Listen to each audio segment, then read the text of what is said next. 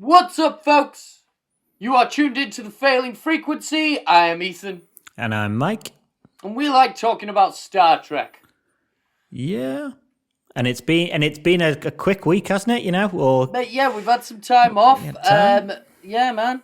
There's a little bit of news to catch up on. We've trimmed it right down because most of the news was just dross. Mm-hmm. And then we're gonna because there's been no new Star Trek out. At least, not for a couple of weeks and not for a little while. So we're having to, basically fill. We're filling, aren't we? We're filling. We're padding for time until Picard comes out. But got some fun shit for you. I think it's fun anyway. Cool. Some crossover between two of my specialist subjects. Cool. But before we get into any of that, man, how was your time off? It was good. It was good. I didn't have to. I was looking through on Letterboxd what I'd watched in the last week, and I was like, did I not watch anything the first week of January? And I was like, no, because I watched fucking Star Trek back to back, didn't I? I was like, it's been nice to have a break. It's been nice to have a break. Busy week last week, but good break. Yeah, man. How about yourself? Good. I caught up on. I watched Willow, the new series based on the classic. And I'll tell you what, I did not like it at first because I was misremembering the movie Willow. I was remembering You're remembering Time Bandits. No, I was remembering like a serious like fantasy epic. But the series is really silly. Yeah. And I'm like, this isn't okay. And then I rewatched Willow. That film is silly. That film is so silly. I can't remember watching Willow, and I'm sure I must have at some point because I've watched fucking everything at some point. Yeah, you were a child in the 90s. You must have watched it. Yeah. I was a child in the 90s left in front of a TV for far too long. I've watched many things far too often. We all were. Yeah. But I can't remember Willow for the life of me. I want to show you something. This is the thing that I just grabbed right before. This is my one last thing that I grabbed right before we started filming. A belated Christmas present that arrived late because it came from China. And let me tell you, it looks like it came from China. Hold on. Okay. Oh, yeah. Look at this. Look at this monstrosity. That does look some of the scratchiest material that I've ever seen. What? It looks like some of the scratchiest material that I've ever seen. Oh, I will be wearing this when I have full intention of overheating. I'm like, do you know what? I need to like sweat out a fever or something. Like if I've got a parasite and I'm like, oh, I need to sweat this out. I'm gonna fucking stick this on. Yeah. Yeah. It's look at this. Look at that. Look at that. What a great fit. What's going on there? What is that? What great lines, you know. Yeah. This isn't even QMX quality. No. Eesh. How dare the eBay or wherever resellers, the Amazon resellers get you like that? I know. Hey, I didn't get this. I would not. I didn't buy this. This was bought for me. Okay. But I don't know. I have a soft spot in my heart for tacky shit. Yeah. So I'll never throw this away. I don't think you'd be able to. It'll still be here by the time like the 2300s roll around anyway. Yeah, I know. Do I put this in the recycling? Do I put this in the general waste? God, I'm getting this off because I've already got so many devices on. This room's hot as fuck. Yeah. Let's get into the news. News then. Yeah, so Michelle Yeoh won a Golden Globe. She did. Well done to her for Everything Everywhere All at Once. Absolutely. What an amazing film. Yeah. You know, I was never in love with a character on Trek, but Everything Everywhere All at Once, or, you know, it's well deserved because she's had many characters over many, many years of great characters. Absolutely, yeah. 40 odd years in the movie industry. Yeah.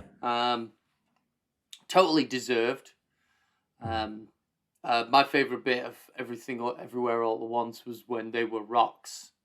Yeah. So deep. Emotional, and just like, mate. Emotional. Oh God, I'd love to be a rock. Yeah. But yeah, did you see the bit where they tried playing the music and she threatened to beat them up? I didn't. Yeah. They started playing the music. They started playing her off, and she was like, "Turn the fucking music off. I will beat you up." I know stage kung fu. Don't mess with me. Hey man, she studied. She does. She studied in Hong Kong. No wait, in Hong Kong. She studied in one of those places where they fucking beat the shit out of children. Yeah. So yeah, you know. Well, I know. I watched. What's the Bond movie she's in? Tomorrow Never Dies. Yes. Yeah. And she did a load of her own stunts for that, didn't she? As well, yeah. Of course. Yep. Yeah.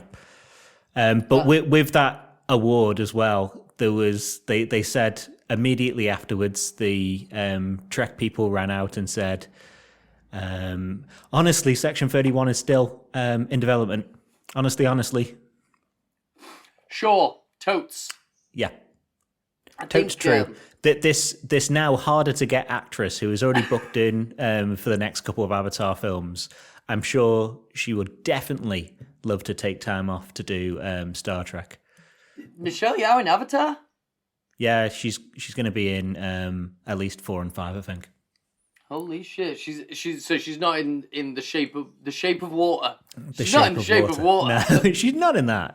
No, she doesn't fuck Swamp Thing in the Shape of Water, or whatever. Or the creature from the Black Lagoon. Which is Doug Jones, which is her friend from. Oh my god. Oh my god! Maybe she is in the Shape of Water. Oh. Yeah. They say she's coming back, but realistically, is it going to happen? Probably not. I don't think so. Nah.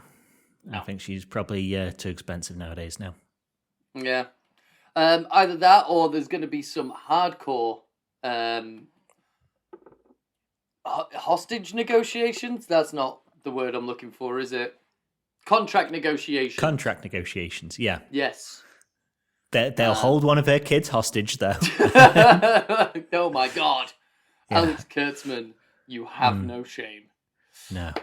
Did you see the new poster for Picard Season 3? Yeah, everyone's very smooth on the front of it, aren't they? So smooth, it's unsettling. Yeah. Especially because, like, people like Pat Stew, they still have their wrinkles on it. They still have their deep-set wrinkles. But between all those wrinkles, it is like new leather. It is incredible. It's been a pinch over on the old touching people up, in my opinion. Yeah, man, that is some like early 2000s airbrushing. Yeah. Serious. I mean, it's a nice enough poster. It's better than season 1 and season 2 for them. But it's a bit smooth for me. Yeah, it's a lot smooth. And all of everything that I've seen of it, like immediately next to it is pictures of the actual cast. And like you say, there are those wrinkles. But like we can immediately see all the wrinkles in between the wrinkles. Yeesh. Have you seen? I've now changed my theory for Picard season 3 because they keep on saying Bev's got a secret that she's been keeping from Picard, and that they haven't seen each other for 30 odd years. What's the one secret that TV guys know how to pull out their arse for that sort of situation? A kid. Yeah. You reckon there's going to be a kid? How many fucking kids has he got? Well, this would be the only official one. Well, he's got that other kid that was in one of those later episodes of TNG. They went rock climbing together. Yeah, it wasn't his real kid. Wasn't it? No. That's why in Generations he's like, the Picards die with me now. It's like, all right, mate. You know? All right. It's not like just like the Hitlers. Just like the Hitlers. Like the Picards Hitlers are like die the with Hitlers. us. Yeah. Yeah. How good's your Nicolas Cage impression? Terrible. I practiced for all 30 seconds in the green room, and I was like, I'm not putting this out. I've decided not to put it out. And then I looked at, because I did, separate to all this, I found a link where it was live deep faking, and I was like, I could deep fake my face, and then it doesn't really matter what I sound like, because people will be looking at my face. And I only had 5 minutes, and I was like, fuck it, can't be asked. So, yeah, in an interview, Nicolas Cage was asked if he'd be up for being in a Star Wars film, and he responded that he would rather be in Star Trek. All right, you ready for this? Yeah. I don't know if I should go I don't know what kind of Nick Cage energy, so I might try a couple of different ones. So change sentence to sentence, pick a film, put the bunny down. So I'll start with Vampire's Kiss. Yeah. I'm a Trekkie, man. I'm on the Star Trek. I'm on the Enterprise. That's where I roll. See, this is why I didn't do impression of him. Then what was it? What did you do? Put the bunny down. Put the bunny down. That's a fact. I grew up watching Shatner. I thought Chris Pine was terrific in the movies. I think the movies are outstanding. The movies. Oh Christ. Yeah. Right. I'll go. Interview Nick Cage. To me, what science fiction? Can you be the interview where he did with Parkinson, where he did a backflip on his way in? What science fiction is all about, and why it's such an important genre, is that it is really where you can say whatever you want, however you feel. You put it on this thing. Yeah. Basically, he's saying he goes on would for a rather bit be in there. Star Trek. What kind of role do you envision Nick Cage in Star Trek playing? Q. Said on the group, yeah. And people pointed out Trelane in particular. And Trelane would be good. Makes sense. Squire Gothos. Yeah, he has that. He could have a similar sort of energy. He'd love the clothes. Oh, he looks great in clothes. That's like a low-key insult, your first partner gives you. You look great in clothes. Yeah. I could see him as Q or Trelane. I would like to revisit. I've always wanted to revisit Trelane. I like the idea of Q's kid from Voyager turning out to be Trelane, and then his two energy blob parents that come out and put him on the naughty step. They could be Q and Lady Q. Yeah. That would be fun. See him, he would definitely grow his own sideburns for it. Yeah. Well, he grows his own hair for all his roles. I don't know what you're implying. Not at all. Nothing at all. I don't know though. I think Nick Cage might be wasted if he's playing a totally human looking thing. He's Cage is at his best when he's playing an alien, even when he's playing a human. What about something like Nagilum? Do you remember Nagilum? Oh, yeah, the green face. Like a real Lovecraftian creature. Yeah, well, he's just a flying weird flat face, isn't he? If you just had, you turn on the view screen and Nick Cage, just his face is out there like he's Andros from Lilac Wars. Yeah, man. Yeah, like the close-ups in Mandy. Yeah. Ugh, haunting. But yeah, I would love that shit. Mm. We got some Star Trek nominations. Lower Decks is nominated for an Annie Award. What the fuck is an Annie Award? I like to think it's best portrayal of Annie, so the red-haired orphaned child. But it's just so the animation. Boimler. Yeah. But it's sadly just the animation awards. It's an animation awards thing. Mm-hmm. And Discovery nominated for the GLAAD and NAACP awards. So the GLAAD is the Gay, Lesbian, Bisexual, Transgender, and Queer Media Advocacy Organization. So I'm just going to bring the tablet up. Have you noticed a couple of those letters don't get letters in GLAAD? I'm not the best of spellers in the world. That's why I'm confused. Gay, lesbian, alliance. It's funny because, like, gay means happy, and so does GLAAD. Yeah. And then NAACP, the National Association for the Advancement of Coloured People. So, yeah. It's done stuff in those tracks, you know.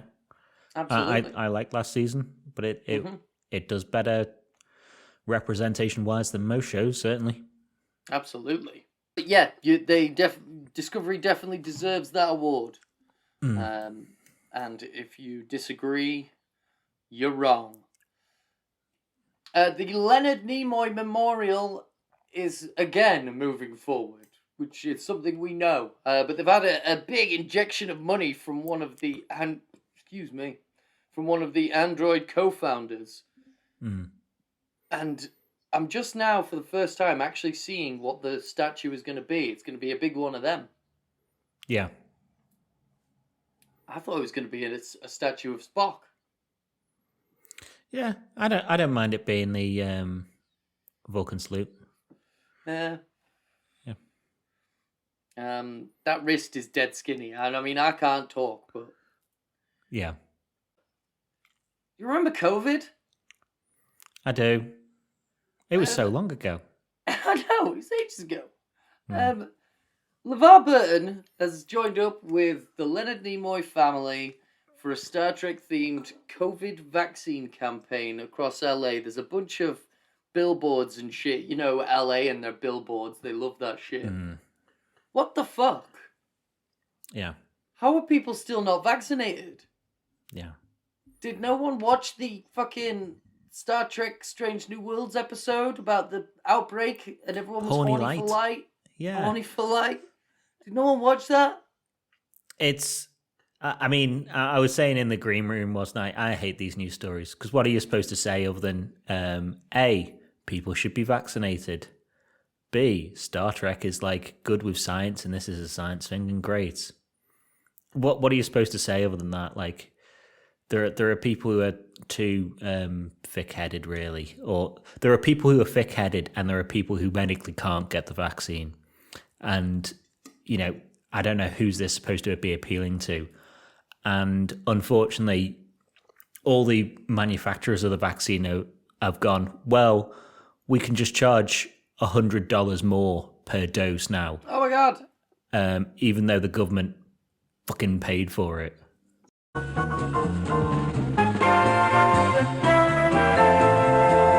Yeah, fucking COVID sucks. Sorry, we're having technical hiccups, folks. I say we. I'm having technical hiccups. God damn it. Sisko's bringing out an autobiography. He is. On his writing of the Fong Song.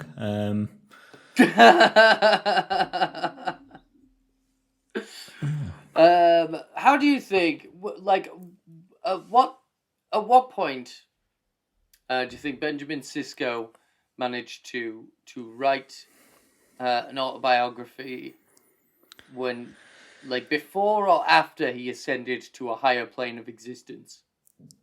I think it's going to be before. I think it'll be after the final battle. It'll close off after the final battle. Yeah.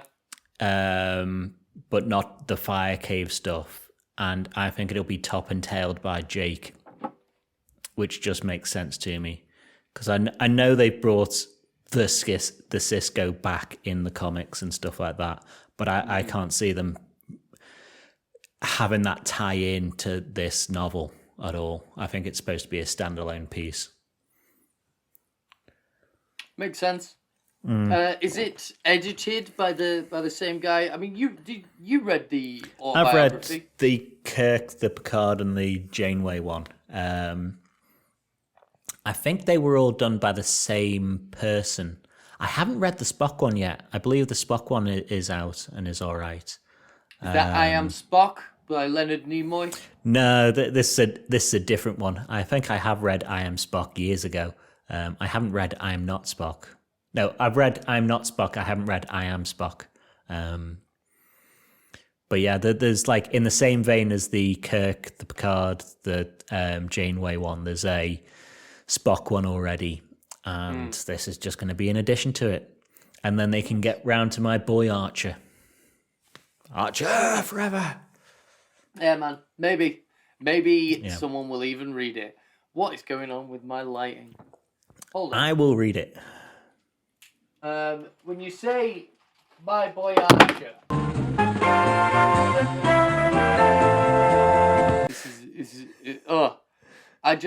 we haven't got to the main topic, and this is our worst episode yet. I know it's all chaos, and it's all at my end. Like I've got far too many devices, each doing one thing. I'm in a child's bedroom, hence the backdrop, which I think is part of the reason as to why my lighting is doing this. Okay, last bit of news. Cheeky bit of Shatner face in your fucking gullet. But it's cool. with flecks of spicy, catty George Takei. Yeah. George Takei. For a guy who says that he doesn't want to think about Shatner anymore, he certainly thinks about Shatner. Well, he wasn't really in outer space, and it wasn't for very long. I hate this type of news story as well. All these news stories, it's just going to be a section where it's like Mike hates news. I've also been in zero gravity, but I did it for longer. I took a parabolic flight and experienced 5 minutes of weightlessness, whereas William only experienced 3 minutes. all both of them are people. There's always, everyone's got that friend who's always like, oh, don't even think about my ex that much. And it's like, yeah, she was terrible. And you're like, mate, you broke up like 6 years ago. Just leave it. You're like, well, don't even think about it. But, I'm doing much better than they are. And you're like, yeah, but why do you need to keep mentioning it then? And all they are is Takei is too catty for his own good, and Shatner's too much of an arsehole for his own good, obviously.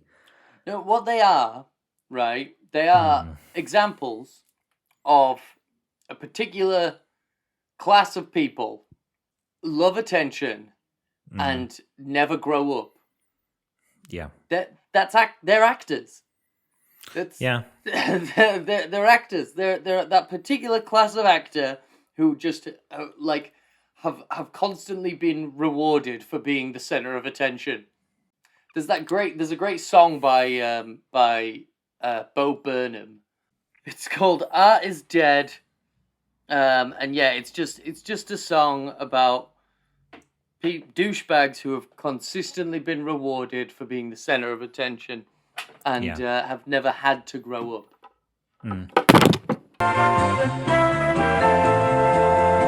Yeah, they are two people that deserve each other, as far as I'm concerned. Out of it, I was all on the. We know me. I've hated Shatner for a good while, and I've been a Takei sympathizer out of it because the enemy of my enemy sort of thing. But really, they deserve each other. They deserve to get it to whatever afterlife they both believe in, and not be able to get through the gates of Shangri-La because they're having bitchy cat fights outside it. But yeah, that's it for the news, and hopefully that's Good. it for any more technical difficulties on my part. Let's get into how do you feel about all of that? I feel that at one point I'm just going to have to put a clock on the news and say after 15 minutes we're moving the fuck on. Right? Yeah, totally. I hate the fucking news. We're gonna have to stop the clock anytime. Can I request that we stop the clock whenever I encounter a technical hiccup? Oh, I don't know. I'll get one of those chess clocks and I'll flip it over to count the other side when you're in technical hiccup. Right. Let's talk about the fucking thing we're going to talk about. Describe what we're talking about. So, in a little crossover between two of my special interests, this week and next week, we're going to be doing parts 1 and 2 of what I'm calling Conspiracy Trek. Be more excited. Conspiracy. Woo! Now, we're going to preface all of this by saying that we don't believe in conspiracy theories. Except the actual ones. Except the ones that, those are conspiracy facts. Yeah. Operation MK Ultra, Contra shit. Experiment, yeah. Yeah, the stuff. Financial interests of various world leaders. These are all things that we know for facts. Yeah. This isn't what we're talking about. And a lot of what we're going to talk about today is confirmed fact. But there is also a lot of nonsense. Yeah. So what are we talking about today then? So, to get into what we're talking about today and how it relates to Star Trek, let's talk about a classic episode of Star Trek Deep Space Nine, Little Green Men. Did you have a chance to go back and rewatch it? I did, and I even produced for us, if we want me to do it, a 2-minute episode rundown to remind people what it is. Absolutely. Quark uses Nog travelling to Earth for Starfleet Academy to test out a new shuttle he was gifted by his cousin Gayla, and to smuggle some chemosite to Orion. The shuttle has been sabotaged by Gayla, and only through the fast action of Rom do the Ferengi survive. They wake up on Earth, but in the past, 1947 in Roswell, New Mexico, to be exact. The humans have captured the Ferengi. Quark tries to sell them warp technology and weapons. The humans interrogate them, and eventually, with the help of Odo, who stowed away on the ship, and 2 sympathetic humans, do the Ferengi escape and travel back to the future, riding a wave of an atomic bomb. Sweet. What do you think of the episode? It's a good episode. It's a funny one as well, really. It's very funny. Funny for DS9, yeah. Yeah. It's a Ferengi episode. A lot of the Ferengi episodes are some of the funnier episodes. Yeah. And it's one of the best of the Ferengi ones, I would say, where they're pretty much the only people that feature. For me, at least. It's got a great that guy. I've got him now. What's his name? Charles Napier. Charles Napier. Top tier that guy. Playing Lieutenant General Danning. He also played Adam in the TOS episode The Way to Eden. So he's the hippie in that, or one of the hippies in that. Hey, man. Don't be such a Herbert. Yeah. Another one of that guy is that girl. So the Nurse Garland, the one woman in this episode, is played by Megan Gallagher, who Star Trek wise played Muriel in DS9 Invasive Procedures, where they try and cut out Dax and give it to a guy. Okay. Season 1. And she also played Jaren in the Voyager episode Body and Soul, where the Doctor gets a hard-on for her in Seven's body. I remember that. Yeah. Fun episode. Great episode. Guess who she's the sister-in-law as well of? Before I forget. Catherine Hicks. Gillian Taylor from Star Trek Search for Spock. Oh no, Voyage Home. The scientist, the whale scientist. She's sister-in-law of the whale scientist. Oh, yeah. Cool. Yeah. I thought that was a good one. So much like 6 degrees of Star Trek going on. I mean, everyone's been everywhere. Everyone's been in Star Trek. Yeah. Does her character have a name? I'm guessing not because she's Nurse Garland. Nurse Garland. Good for her. Yeah. Despite being a woman in 1940s America. Yeah. She was allowed to have a name, but she wasn't allowed pockets. No. I'm surprised that. Well, she was the only woman in the episode, probably, other than maybe Dax is in Quark's bar at the start. Mm-hmm. But they're like, you've brought your husband or husband-to-be, fiancé or whatever, onto the base, and the only reason we're talking to you, Professor, is because you're engaged to this nurse. And it's like, it's a weird, flimsy way to get a professor there for me. Yeah, especially considering the content of the episode, you would think they would need they would want a scientist around. Yeah. Although the military surely has a couple of scientists that they can fly in. Yeah. But yeah, all in all, an okay episode. Yeah. But now, can I ask you, do you prefer this episode or do you prefer the Futurama episode, which is pretty much this? I think the Futurama episode, it's zanier. Yeah. Emmy winning. One thing I did like in this episode was finding out that the universal translator is in the headbands of the Ferengi. Is it in the headbands or in the ears? I thought it was in the ears. I thought it was in the headbands. Isn't Quark showing him the headband? Because I think they're poking into the ear. All right, ignore me. Yeah. I could swear it's like a babblefish sort of thing. And he's saying, he's looking down it and he's saying, I can't see a universal translator. And he's going like, I assure you it's there. So it's a fun episode. It's kind of zany. Futurama was zanier. But what would you say, Mike, if I told you that this episode was based on real life? I would say I don't know what you mean. So, now we're going to talk about the real Roswell incident. Yeah. Okay, so a little bit of background. Okay. Roswell was a TV show that came out in the 90s, and it was generally considered bad. Yeah, it was. So, it's 1947. Okay. Mm-hmm. This is just the background setting. Okay. There is a pilot called Kenneth Arnold, who has seen flying saucers while on a flight in Oregon. Okay, they've saddled up next to him. He says that he can see them scanning him. He reports that to the media. Flying saucer shit goes like cross country. Everyone's talking about flying saucers.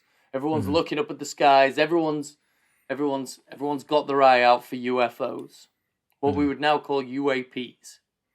About a week later, on July the 2nd, people in Roswell, New Mexico, report seeing flashes in the sky and loud bangs. They hear loud bangs in the sky. But there's a man called Mac Brazel. He's a farmer. He doesn't know about any of this. He lives in the adjacent town to Roswell, New Mexico. He lives in a little place called Corona. He's a great fan of the Fast and Furious movies, He loves it. He loves Fast and Furious. He loves weak lager. He loves COVID. He goes out on a drive. He's herding sheep. and he finds a shitload of debris all over his farm. We're talking French cheese everywhere. Talking a debris field about a quarter of a mile long, about a quarter of a mile wide. He's unaware of the UFO hysteria that's going on across the country. Yeah. To him, he's just like, God damn it, there's a bunch of fucking shit all over my fucking farm, and I've got to herd these fucking sheep across it. So he has to take them round. It's a pain in the ass. There's a huge gouge in the sand leading up to this debris field. The sand, allegedly, is turned to glass. Yeah. A rubber-like material that he took home, wouldn't burn, it wouldn't melt. And the legendary light metallic material that when crumpled up, when you released it, it would return, it would keep its shape. You crumple it up, then when you let go of it, it would return to its previous shape. What some people call magic mirror. On July the 5th, 1947, Mac Brazel goes into town, he goes for a drink, he's in the bar, he starts telling his friends about it, and his friends say, yo, dog, that sounds like you've got a crashed flying saucer on your property. Brazel makes that connection, and so he reports it to the local sheriff. On July 7th, he takes some of the debris to the sheriff. The sheriff reports that to the local airfield base. So now he brings in the U.S. fucking Air Force. Yeah. Major Jesse Marcel is assigned to investigate the incident. On July 8th, he takes samples back to the base, gives it to William Blanchard, who then sent it to another guy, General Ramey. Now, if that guy in that episode of Little Green Men, if he is anyone... He was called General Ramey. He was called General Ramey. If he was anyone. Okay? Which leads to a press release. And this is one of the reasons why the Roswell incident is a thing. Okay? Big newspaper story. An actual newspaper story. The Roswell Daily Record on let me just get that, on July the 8th. Yeah. RAAF captures flying saucer on ranch in Roswell region. No details of flying disc are revealed. Roswell hardware man and wife report disc seen. It's kind of hard to read, but essentially the press release says that they found a fucking flying saucer. Yeah. Not making any claims here. We're not saying it's definitely from outer space, but we're not saying it's not from outer space. They then release, everything goes wrong. Like, the General Ramey's like, what the fuck you doing? You need to retract that statement, like what happens in Little Green Men.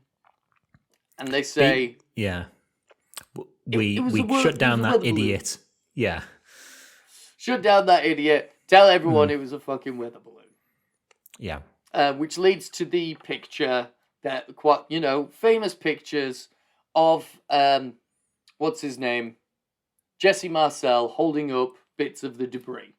And this is when some of the conspiracy thought comes into it, because there's a few different pictures from a few different angles. And Jesse Marcel has a face. He has a face. How dare he? He has a face. I mean, it would have been more of a conspiracy if he had no face at all, if he was just like a blank canvas there. Well, the face that he's got is he's kind of got like a what the fuck face on. And a lot of people, he would go on to say in later interviews, like, he got brought into this room and he was like, this is absolutely not what was found at the crash site. Yeah. And he, and it became like a deathbed confession. He was like, in his old age, he's telling people that the government told him to say that that's what he found. But that's absolutely not what he claims to have found. And his son would also reveal that, yeah, that's absolutely not what he found. I know what he found, because before he took it to to his higher ups, he brought it home. Mm. And so so Jesse Marcel has found a bunch of fucking UFO debris. He's taken it home to show his kids because he's like, this is gonna get fucking. This is all gonna get seized by the government. So this is your one and only chance to see, debris from a genuine flying saucer. What are you thinking so far? or I'm more than happy to say I'll throw my non-conspiracy version of it now, so we don't have to go back to it later. Or it's an unidentified flying object of some degree for the people on the ground, and it's either military tech from the US government or it's military tech from somewhere else. And generally, it's not a great idea to announce that you've captured military tech that you don't want to announce, especially if it's your own tech that crashed. Well, it's funny you mentioned that. Yeah. Put a pin in that. So, the government has come out saying that it was a weather balloon. People of Roswell and Corona for years would be like, listen, we see fucking weather balloons crashing around here all the fucking time. That wasn't no weather balloon. There was a man called Sheridan Cavett who was assigned with Marcel to investigate the crash, who years later, in various different interviews, would either claim that he wasn't there, or he would claim that he was there, but there was nothing there, or he would refuse to take part in an interview. This is all the kind of stuff that starts to feed into conspiracy thoughts, the kind of stuff that brings doubts into people's mind. It's the kind of thing that gets people's attention and makes them question, but what if? And the story essentially dies for about 20 years until Stanton Friedman and Project Blue Book get their have their attention drawn to it. Do you know anything about Project Blue Book? So, from my understanding, Project Blue Book was an expansion of asking US citizens to send in their UFO reports, and then they'd strip out the ones that were the U2 and other ones that they knew that they'd done themselves to try and find actual UFOs, be they terrestrial or extraterrestrial. Exactly. Essentially, it's not so much about proving UFOs as much as they were about disproving them and then seeing what was left. Yep. In the years since, there were various revelations. A farmhand, a guy who worked with Mac Brazel, went doolally. He would also either say crazy shit in interviews, or he would refuse interviews, or he would freak the fuck out in interviews. He would fade into obscurity. A local mortician would later report having been... this is really stupid. He claims that the United States Air Force got in touch with him to see how many child-sized coffins he could make in a short space of time. And what if these children had big heads? Yeah. He's like, well, I mean, how big? Because they've got to have that shape. Like, no, they've got to be full trapezoid. No, or full whatever that shape is. Again, story fades into obscurity until a guy called Paul Benowitz starts drawing more attention to the Roswell airfield. He is an amateur. He's an astronomer. He watches the skies. He's playing around with radios and stuff. Sure. He starts listening in on the United States Air Force's fucking communications network and starts hearing a bunch of weird noises. He sees strange lights rise from the airbase, listens in on strange transmissions. He gets in contact with the airbase to say, listen, your shit is not secure. Yeah. Rather than discourage him and say, listen, stop listening in on our fucking stuff, a man called Special Agent Richard Doty decides to discredit him, giving him fake codexes, tampering with his equipment, and making him believe that he was listening in on alien transmissions. Over the next 10 years, he would be gang-stalked by members of the American Intelligence Agency, or claim to be. Or believe he was. Leading to a full mental breakdown. A very public one, which, again, drew a lot of attention. In 1984, the government reveals that there was something covered up. They said it's classified information. It's all redacted. We are not going to talk about it. Yeah. But something did happen at Roswell. Which, there are obvious signs of a cover-up here. The changing of stories, messing with people who get too close to the information, people in the periphery of the story all being affected by what happened. There was a cover-up of some kind. Yeah. Eventually, in 1994, a congressman called Stephen Schiff decides to investigate the incident. And he turns up information regarding what the government was covering up. And the United States government, surprise, surprise, was covering up something cool. But it wasn't a UFO. Here we get Project Mogul. Do you know anything about Project Mogul? Was it just the spy plane one, or the triangular-shaped spy plane? No, that was a different thing. Okay, that was later. So Project Mogul was a top secret intelligence gathering weather balloon. It was designed to essentially detect nuclear testing going on in Russia. So the balloon would go up to a certain point where the atmosphere from, reverberations in the atmosphere that happened because of nuclear explosions going on in Russia would eventually hit it. Seems like a silly place to put that, considering they did nuclear testing in or just next to Roswell.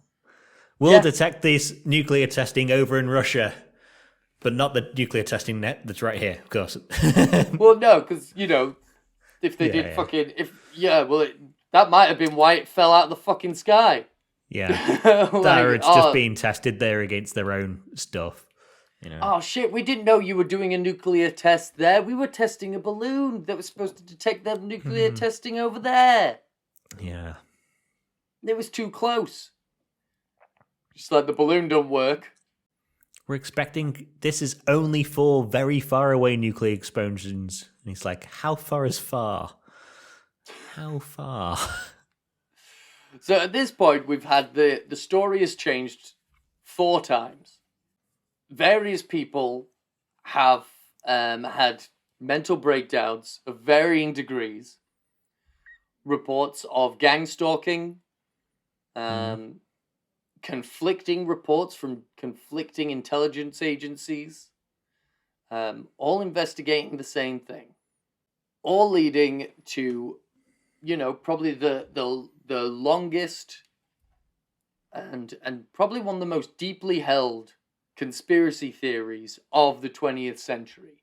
The Roswell incident itself really is the birth of conspiracy thought in the modern age. Yeah. And I think it's important to be able to look at the facts and try look not at the people who have just been there to make money. Hello, Bob Lazar. People that have just been there to make money. People like, Bob Lazar, people It's not even so much looking at the people that are just there to make money, but it's people that are filling in the gaps, because there's a lot of gaps. Yeah.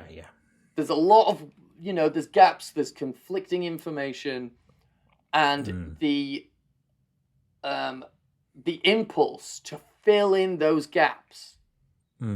It's logically fallacious, but it's a difficult impulse to fight back against. Yeah. But I think it's important to look at this story because it is the birth of modern conspiracy thought. Have you ever watched Zeitgeist? Don't think so. It's a conspiracy documentary from maybe about 20 years ago. And it links a lot of stuff back to this. And from this to like the Nazis and the Knights Templar. And it draws all these crazy innocuous lines. Yeah. But it is just a collection of wild claims. Yeah. Which has surrounded Roswell forever. Alien autopsy videos, which links back to Trek that didn't Riker in what's his show where it's fact or fiction? Fact or fiction, yeah. Is it just called fact or fiction? Okay. It might be. Beyond belief. Fact or fiction. Fact or fiction. Yeah. I remember one of them about the alien autopsy. Yeah, and again, another conspiracy theory that people to this day still question, despite it being thoroughly debunked almost immediately. Roswell, thoroughly debunked continuously since it happened. It was a weather balloon. It wasn't a weather balloon, but it was a fucking balloon. The government really didn't help themselves as well, or did help themselves, depending on what crashed, in that having this smokescreen of aliens and making Area 51 this big thing, because they only really confirmed Area 51's existence fairly recently, like in our lifetime, certainly. It just pulls out all the crazies to focus on one place. So you can do other stuff in other places and do minimal work in Area 51, really. Do it all underground. Because you have people like Bob Lazar, who makes up shit for a living. Hey, man, he's good at making shit up. Is he, though? Yeah. It's like being a good liar. You need to be consistent. He spins a good yarn. It's like lying. You need to be consistent in lying, and he's not amazingly consistent. Yeah. The problem with Bob Lazar is his defense of, like, you prove to me that I'm wrong. And it's like, that you can't prove, you don't try and disprove negative claims.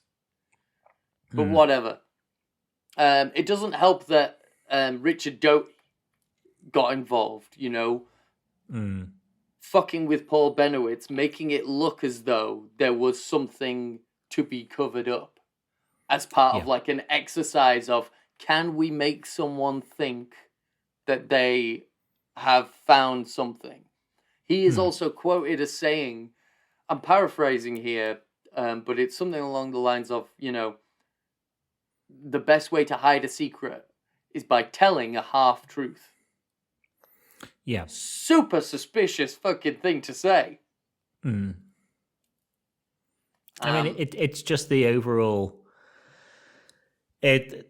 The idea of aliens and the idea of UFOs did benefit the US government, provably. And it was a narrative pushed by them, provably.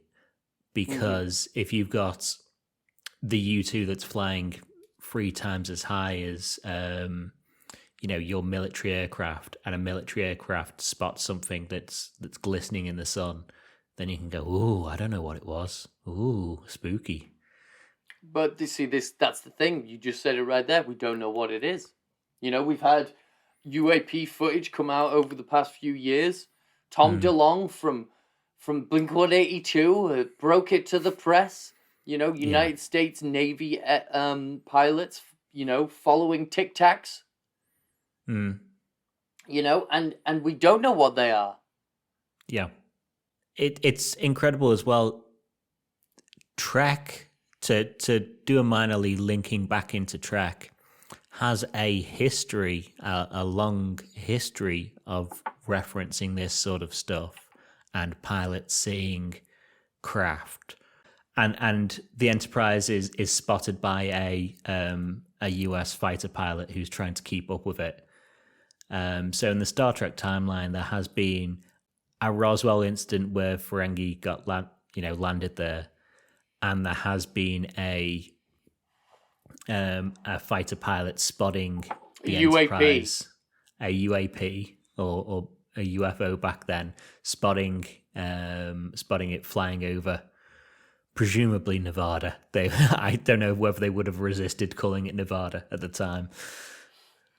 It's all the same logical fallacy, and it's what they call in theological debate, it's what's called the God of the gaps fallacy.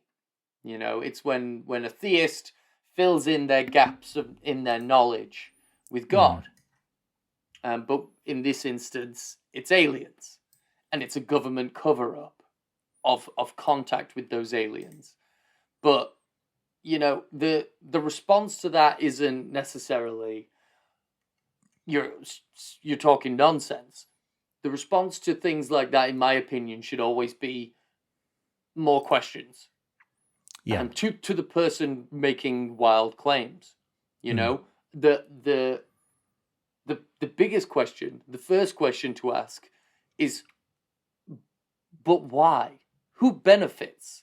Who benefits from covering up fucking contact with aliens? Why would the government benefit from that?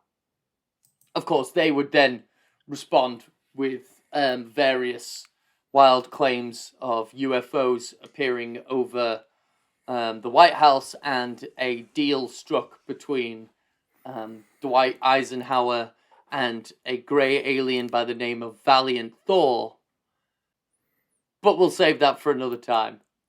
But yeah. Yeah, like a lot of these conspiracy theories, you have to think about like the faked wink wink moon landing. The amount of people to cover it up would put it at this outrageous piece of statecraft, more than, you know, most things you've ever seen before, or most anything that we've ever had released as statecraft before, where their enemy at the time are more than happy to go along and say, no, you did beat us to the moon and stuff like that. There's that Mitchell and Webb sketch where they say, we need to fake the moon landing. And they go, well, it's going to be really expensive with catering. It might be cheaper to film the fake moon landing on the moon. It probably would have been just as expensive. Like, no joke. Like, it would have been just as expensive to fake the moon landing as it was to actually go to the fucking moon. Because don't forget, people also think it was fucking Kubrick who did it. Like, famously, you can just pick, you know, Hollywood directors and pick them out and get them to film stuff. I will say though, if you haven't seen the film Capricorn 1, Capricorn 1 is an amazing film that is, it's about they're faking the moon landing and the astronauts don't know it's going to be faked, and they just get, rather than being put in the rocket, they get shuffled off somewhere. And then it is, honestly, don't break out of here. And they're just trying to break out and announce the news that, you know, they're not actually landing on the moon.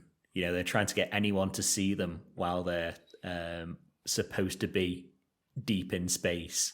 It's a great film from the 70s, maybe 70s or 80s. Great film. I'll put it on my list. It's got a cool helicopter chase in it.